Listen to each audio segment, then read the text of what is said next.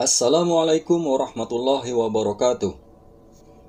Allah subhanahu wa ta'ala adalah zat yang maha besar lagi maha berkuasa.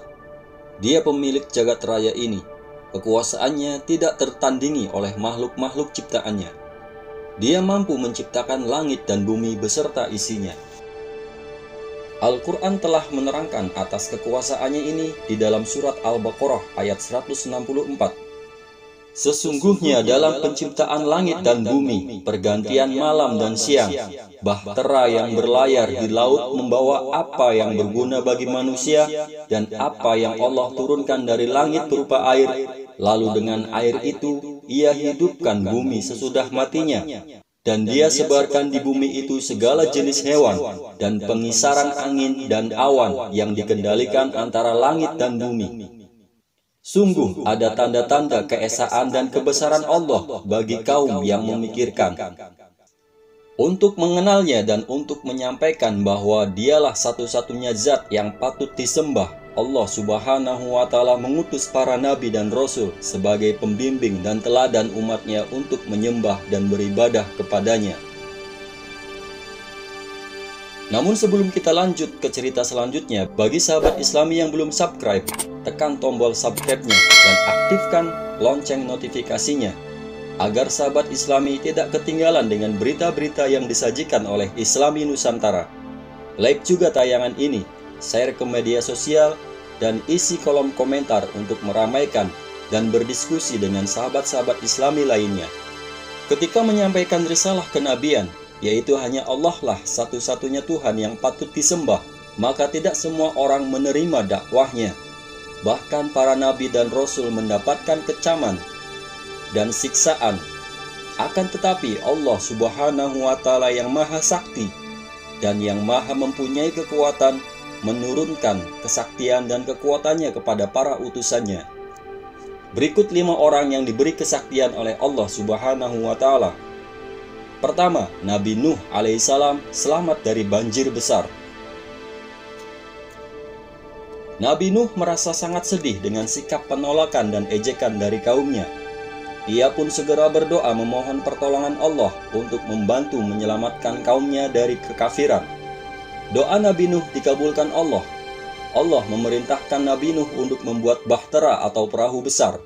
Allah berfirman, "Dan buatlah bahtera itu dengan pengawasan dan petunjuk wahyu kami, dan janganlah kamu bicarakan dengan aku perihal orang-orang yang zalim itu. Sesungguhnya mereka nanti akan ditenggelamkan." Quran Surat Hud ayat 37. Akhirnya langit mulai mendung, pertanda hujan lebat akan segera turun. Tidak lama kemudian hujan pun turun dengan lebatnya. Air membanjiri bumi dengan sangat cepat. Semakin lama semakin tinggi hingga menenggelamkan rumah dan orang-orang yang berada di luar kapal Nabi Nuh, termasuk istri dan anaknya. Beberapa hari setelahnya hujan berhenti mengguyur bumi, langit kembali cerah dan banjir pun mulai surut. Nabi Nuh dan para pengikut beserta binatang pun selamat dari banjir yang sangat dahsyat itu. Kedua, Nabi Ibrahim alaihissalam tidak mempan dibakar. Nabi Ibrahim alaihissalam menghancurkan seluruh berhala yang ada di negeri itu, termasuk berhala terbesar yang diagung-agungkan oleh Raja Namrud. Atas kejadian tersebut, Raja Namrud memerintahkan untuk membakar Nabi Ibrahim alaihissalam hidup-hidup. Namun Allah subhanahu wa ta'ala memberikan perlindungan melalui mukjizatnya. Allah subhanahu wa ta'ala berfirman dalam Quran Surat Al-Anbiya ayat 68-70. Mereka berkata, "Bakarlah dia dan bantulah Tuhan-Tuhan kamu, jika kamu benar-benar hendak bertindak." Kami berfirman, "Hai api, menjadi dinginlah, dan menjadikan keselamatanlah bagi Ibrahim." Mereka hendak berbuat makar terhadap Ibrahim, maka kami menjadikan mereka itu orang-orang yang paling merugi. Ketiga, Nabi Musa alaihissalam membelah lautan. Nabi Musa terus menjalankan dakwahnya sebagai seorang nabi. Sementara itu, Fir'aun begitu murka dan menyiksa kaum Bani Israel. Allah pun memerintahkan Nabi Musa untuk membawa kaum Bani Israel menuju Kan'an. Namun Fir'aun dan pasukannya terus mengejar mereka, hingga pada akhirnya Nabi Musa dan kaumnya terjebak di tepi Laut Merah.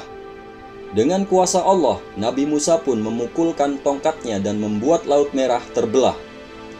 Jalan itu pun dilalui Nabi Musa dan Bani Israel untuk menyeberangi lautan. Allah Subhanahu wa Ta'ala berfirman dalam Quran Surat Toha ayat 77-78.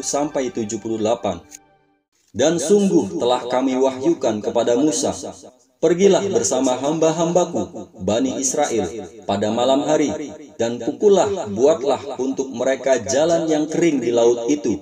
Engkau tidak perlu takut akan tersusul, dan tidak perlu khawatir akan tenggelam. Quran Surat Toha ayat 77-78. Fir'aun dan pasukannya pun mengikuti mereka dengan melintasi jalan yang sama. Namun setelah Nabi Musa dan kaumnya sampai di tepi, laut tersebut kembali semula. Fir'aun beserta semua pasukannya tewas. Keempat, Nabi Isa alaihissalam menghidupkan orang mati. Ketika itu Nabi Isa alaihissalam ditantang oleh salah seorang pemimpin Bani Israel untuk menghidupkan kembali jasad yang sudah terkubur beberapa tahun sesudahnya. Akhirnya mereka beramai-ramai mendatangi kuburan itu. Kemudian selesai berdoa, Nabi Isa alaihissalam mendatangi kuburan itu lalu mengarahkan kedua tangannya. Ia memanggil-manggil penghuni kubur. Seketika penghuni kubur itu hidup kembali dengan jasad dan anggota tubuh yang masih utuh. Dan akhirnya Bani Israel dan pemimpinnya serentak bungkam melihat kejadian di depannya dengan perasaan percaya dan tidak percaya. Allah Subhanahu wa Ta'ala berfirman dalam Quran Surat Ali Imran ayat 49.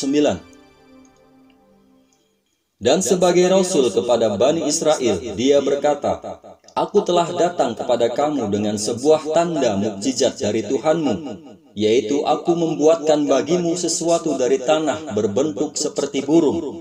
Lalu aku meniupnya, maka ia menjadi seekor burung dengan izin Allah.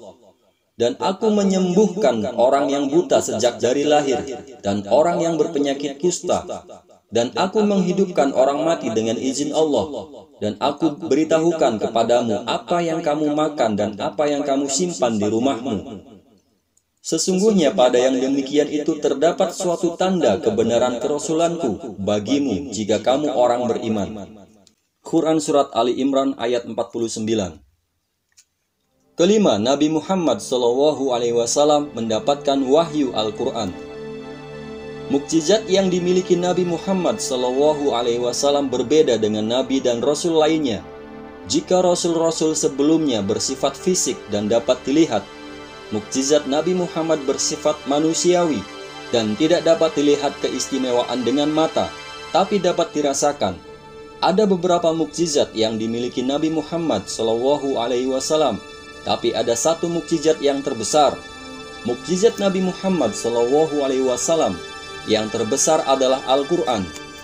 Mukjizat tersebut akan tetap berlaku sepanjang masa. Mukjizat Al-Quran tidak terdapat pada lembaran fisiknya, tapi dalam bahasa dan maksud yang terkandung di dalamnya. Al-Quran sudah 1400 tahun lebih, tapi masih terjaga keasliannya.